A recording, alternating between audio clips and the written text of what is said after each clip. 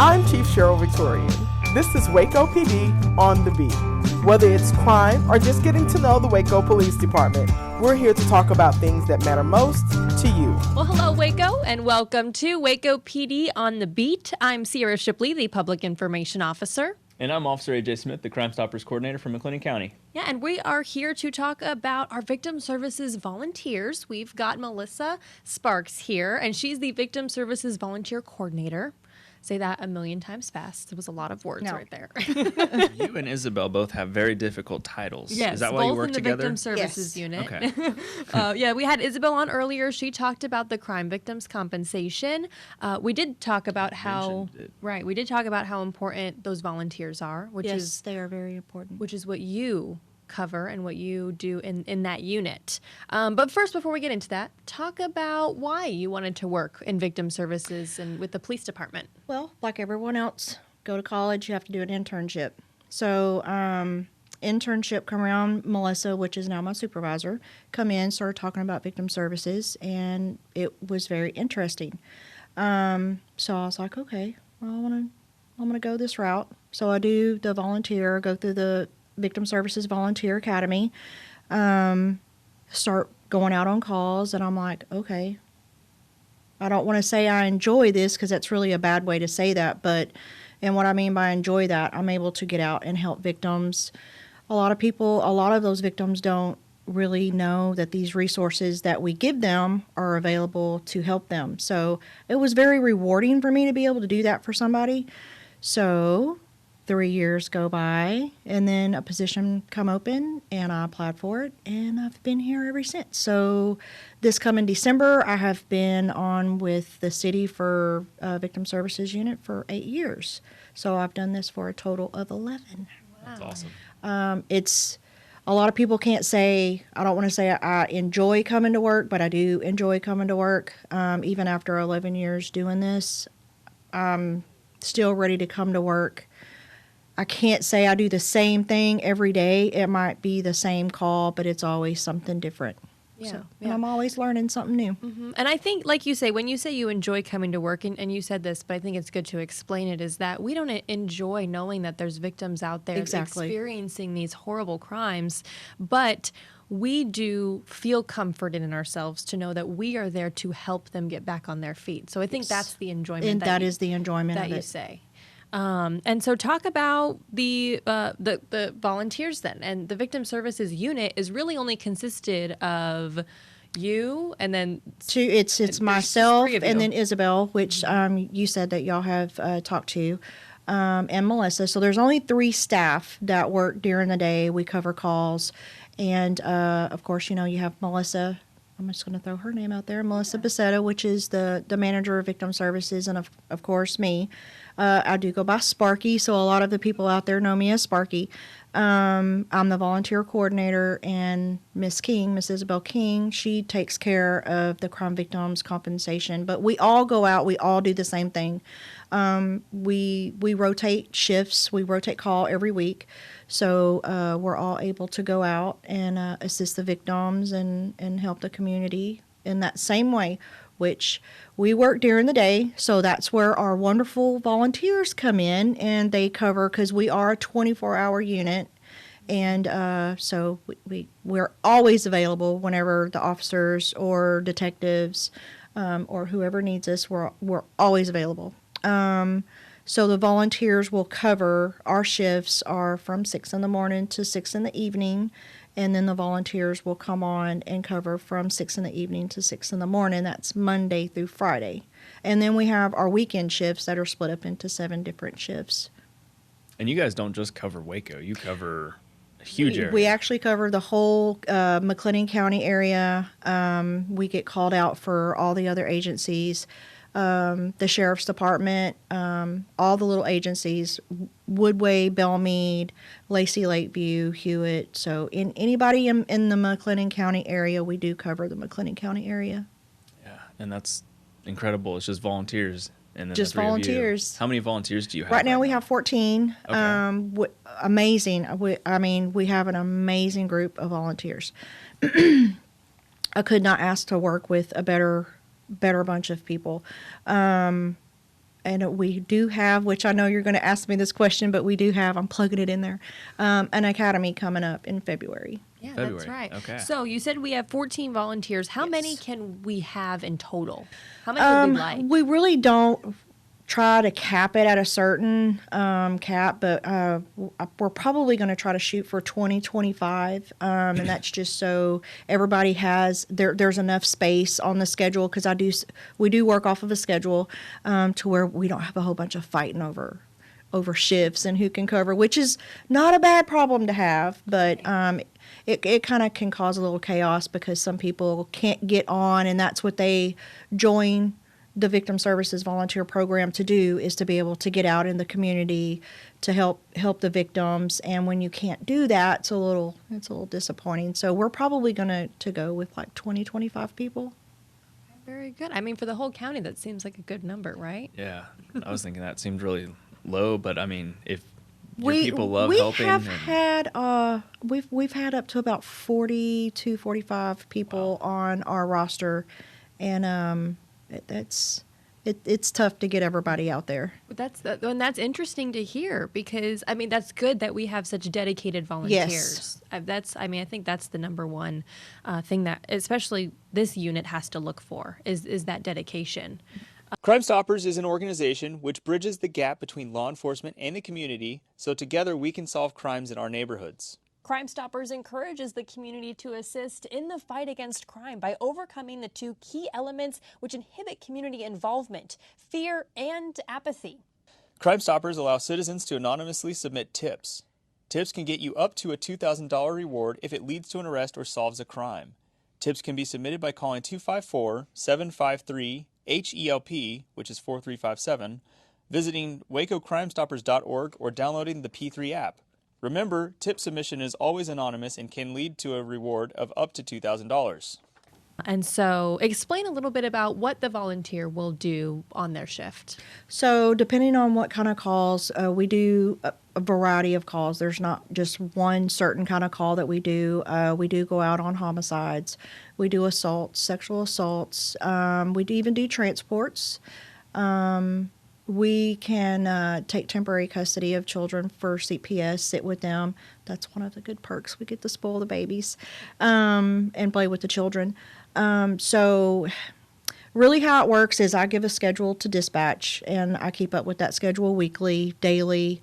Dispatch will always have the schedule. They'll know who to call. If it's during the day, of course, they're going to call me, Melissa, or Isabel. The evening shifts, that's where the volunteers will come out. They're always ready. It doesn't matter if it's 12, 1 o'clock in the morning. They get up, they go. We do, as a victim services unit, if you are a volunteer or want to in the future become a volunteer, we provide everything that's needed to volunteer for the unit. We provide vehicles, so you won't have to use your own vehicle to go out on calls, radios, everything that you will need to do the volunteer work. We provide what you need to do that. That's awesome. So how does it work? You said that the academy is going to start in February. How long is it, and when can people start applying? Oh, I'm glad you brought that up. So now I get to plug that in. So the academy used to be 5 weeks. We've dropped it down to 3. We do cover a lot. It's kind of intense. So I guess that would be kind of a good way to say it's start here, and then you'll know if this is something that you want to do.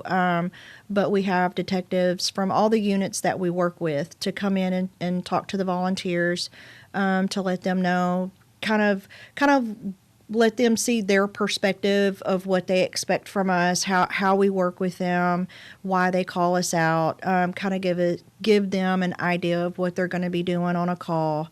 And that is 3 weeks. It's Monday, we do it now. I'm trying not to give you the old date. So it's Monday, Tuesday, and Wednesday. The academy does happen at the police department. And I just totally went blank. It's okay. We'll help you get it back. So it is Monday, Tuesday, Wednesday from 6 to 9 p.m. It's a 3-hour class. And we try to get you prepared and educate you to let you know exactly what you're going to be doing. there's really not any surprises, but there's only so much that can be done in a classroom, which is you experience most of that when you start getting called out and go out on calls. And then when you're brand new starting to go out on calls, you're not just going to throw these people out. No, we're not going right? to throw them to the wolves. They will partner with somebody until we feel like they're comfortable enough or they feel comfortable enough to be able to go out by themselves. So we will make sure that our senior volunteers will guide them, show them what they need to do, get them training if they have any questions. The volunteers that we have now are really great about asking them. We're always available. Doesn't matter if it's a question at 2 o'clock in the morning. That's what we're here for. That's awesome. Very good. So you said the training to be a volunteer starts in February. So February 7th through February 7th through the 23rd. Okay. So when can people start applying and how can they apply? Apply now. I actually take applications all year round. It used to just be when the academy started, but if someone's interested, I will get their application, hold on to that till it's time to start that process, because there is a process that we have to go through. We will get you in here, get your application done. Then the background check, once that clears, I will call you and get you set up for your fingerprinting, and then you will come in and do kind of a little mini short. We like to kind of get to know you, ask you questions, so you'll have an interview with the staff, and then we will just kind of make a decision from there to see if you're, I don't want to say if you're right, because everybody's right for this position, but, just kind of make sure this is what they want to do and something that they can handle. And we kind of just go from there. Yeah. Do you guys usually have the training once a year or we were having it twice a year, but we've backed down to where we're just doing it once a year. It'll probably be in February. And if not in February, then we'll have one in October. Okay. But it's just once a year now. For now, that may change. Yeah. Very good. So now, like you said, you want to make sure that these people have the want to do this. Yes. Explain that heart that these volunteers have, because these people they're not getting paid. They're coming out and they're dealing with other people who are at their worst moments in their life. And that's where the heart comes in. I mean, you've really got to have that heart to want to help people, to be able to understand or have that compassion, empathy, to be able to sit with somebody because we're going out on the worst day of their life. So if that is something that you think you can do, and I say, come on, fill out an application, come and meet us, and come and join our wonderful team that we have. But just keep in mind that you are seeing people on their worst days. And I don't want to make it sound like what we do is all bad, because it's not. There are great. We do fun stuff. We do get to get out there, and you get to meet people. I mean, even if it's a little as an accident and you have to transport somebody from an accident to a rental car. I'm a very social person. To me, I like people. I like talking to people. I like meeting different people. To me, I guess that's what helps our victims is, I try to talk to them, take them away from the bad experience that they're having. And if it's 5 minutes of, okay, I didn't think about that to me, I'm doing my job. So you kind of said something that made me think, and I don't know the best way to say this, but dealing with people that are going through trauma, what if someone is reluctant to do this because they think they're going to see things that they don't necessarily want to see? Does that question make sense? I guess how does the volunteer cope with those things? And as a volunteer, will they be seeing the same traumatic things that they're getting called out to help that person? Yes. There is a possibility that is something that we do go over. That is actually one of our questions in our interview. We explain that you're going to see that ugly, bad, a deceased person. I mean, and we try to prepare them as much as we can, which it's hard for someone that hasn't never seen that to get an answer, because you can't answer something that you haven't never experienced. So we try to prepare them as much as they can, because, you are going to go out on a fatality or, a homicide or a sexual assault or a really bad assault. So we try to make sure that we ask them the questions, and at any time, if it's something that they don't, I mean, it's, you don't have to do this. You're not stuck doing it. We have us as staff, and we also have a team of people that if they need somebody to talk to, they're never alone. We actually tell them if it's a call, please come and talk to us. Don't hold it in. If it's not us, talk to another volunteer that has maybe experienced the same thing. But, that's something that we really try to drill in is don't hold it in. Because there's going to be that one call that's going to get you. I mean, you're human, and this isn't something that the everyday person sees. Should that be a reason not to apply, though? I mean, do you think that someone's fear of having that exposure should outweigh their desire to try and help somebody? I say if that fear is there, probably is not the thing to do, but I mean, we've had people that have experienced really bad things and have turned around and said that this is something that has helped to kind of get over that. So it's good. That's a good question, say, I guess. But it's hard to say, no, don't come and do it. I mean, it's really because everybody's different. So they might handle that situation different. But we don't want anybody to put theirself in a bad situation. Or if you're second guessing it, don't do it. Well, like you said, if those people do have that one call that just, it's hard to keep those emotions inside, and we don't want to do that. We want to be able to talk about them, and there's plenty of people there to talk about, and you guys will help those volunteers get through that process and cope a little bit more with the call that they were on. Well, the Neighborhood Camera Initiative is something you might want to sign up for. Ring doorbells, Nest cameras, and all the other camera security systems installed on homes and businesses that are facing public areas are tools that could help our officers solve very important crimes. By signing up your camera or cameras in the Neighborhood Camera Initiative, it allows our officers knowledge to where these cameras are, and if a crime had happened, it could have possibly saw the incident in question. You can sign up your camera on the City of Waco website at wacopolice.com. I mean, it seems kind of silly, and I'm pretty sure we all know the answer to it. But why is it important that we have volunteers? Why do we have volunteers in the first place? Well, honestly, there's only 3 of us. We can't do it by ourselves. Plus, again, it goes back to we're a 24-hour unit or 24-hour service. And the volunteers, Waco, I have to brag, we have some amazing people here. The importance of having volunteers, our unit wouldn't work without them. And the officers wouldn't have anybody to call. Therefore, we will not be able to help victims the way that we help without our volunteers. Our volunteers honestly make our unit work. Yeah, absolutely. And having been in your office, you've got that wall with your volunteers, and it just amazes me the number of hours underneath each of those pictures.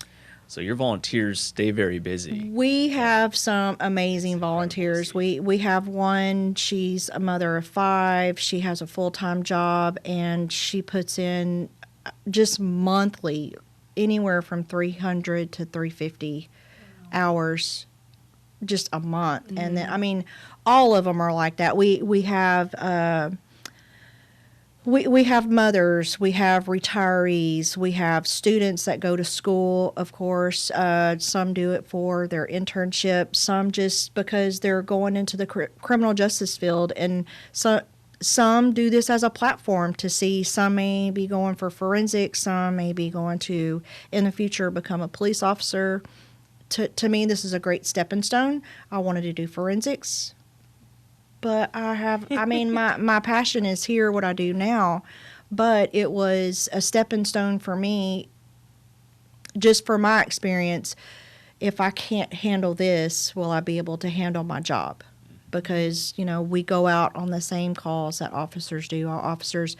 And we don't just get called out on the sidelines. We are actually there on scene with the officers, helping anything that they need other than, and we're not just there for the victims as well, we are also there for the officers.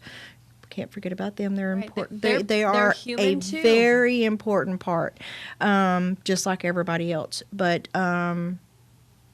this was a very good stepping stone for me to be able to get out there, have that experience, and just to be able to do something for the community, and mainly the victims. I say the community. The victims are our community, but there are just every day there's just another victim that didn't know that this service was here, or even if they knew our service was here, they didn't know everything that we could offer them, of getting them out of a bad situation, being able to relocate them again. And that's where Isabel also comes in, and she does the crime victims compensation. But there are a lot of rewards, and like you said, it's really hard for me to say. It sounds cruel to say this is a reward, but if we can help a child get out of a bad situation, or a mother with children get out of a really bad family, domestic violence, that we don't have to get called out a month later to, give her family bad news. I mean, so to go back to what you said, it's hard to say it's rewarding, but it is rewarding to be able to come in and help a victim get out of a really bad situation, or a child. Yeah, absolutely. And I always felt like when I would call for you guys, they would talk to you where they don't want to talk to me. They see the badge, they see the gun, and they're like, no, I don't want to talk to him. And that can be very intimidating. And that kind of goes back to an earlier conversation that we were having. What you see here now is how we go out on calls. Like I said, we provide our volunteers with everything that they need, uniform. So we don't have that gun belt, that taser, or anything like that. And you got exactly, officers have to go out and work a call.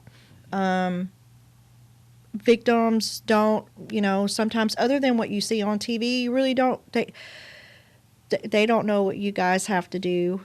So I feel like that's the comforting part of us coming in, because we don't have all that. We're somebody there to talk to, kind of take away, also educate them on what you guys are doing, as officers, kind of, walk them step by step of what y'all are doing. That tends to kind of, because knowing is better than not knowing, and usually when they know what's going on, it kind of helps them understand. And we get asked those questions. Oh, why are they doing that?